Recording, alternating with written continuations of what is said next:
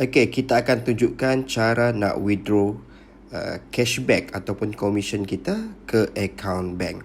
Okey, so yang pertama, korang kena pastikan di bahagian withdrawable amount ni. Okey, sekurang-kurangnya cukup RM10. Kalau masih tak cukup, korang kena belanja lah dekat TikTok, Shopee, Lazada, Trip untuk cukupkan cashback yang dah complete RM10, barulah kita layak untuk withdraw. Okay, so bila dah cukup RM10, button withdraw di sebelah kanan ni akan muncul. Okay, kita klik. Dan yang pertama, korang kena set password dahulu. Password untuk withdraw. Okay, kalau kamu daftar guna login guna number WhatsApp, bermakna kamu kena gunakan number WhatsApp yang lain.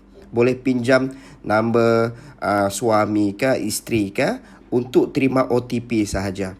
Okay, so password 6 digit ni, okay, kita akan gunakan setiap kali kita nak withdraw. Okay, so korang boleh update lah account bank korang. Okay, korang update, kemudian semua bank ada. Kamu tekan di atas tu bahagian withdrawable account number, withdraw minimum kamu kena withdraw RM10. Okay, dan di bawah tu kalau kamu nampak dia ada service charge RM1.50. Tak kisahlah korang nak withdraw berapa banyak. Okay, kamu nak withdraw RM1.000 pun tetap service charge itu dikenakan RM1.50. Nampak tak? Dan kalau kamu nak withdraw semua pun, okay, contoh saya ada balance RM5,000, so tetap juga service charge itu RM1.50. Okay.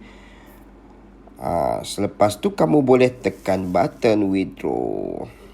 Okay, so bila kamu dah withdraw nanti, apa yang berlaku di situ, dalam tempoh 1 hingga 3 hari bekerja akan masuk ke akaun bank korang.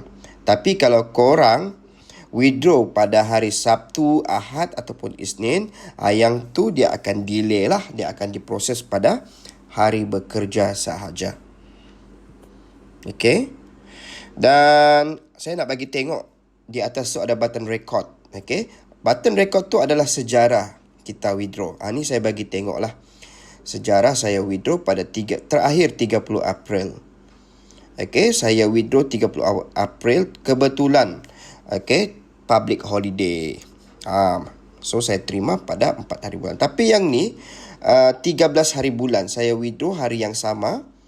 Masuk pada pukul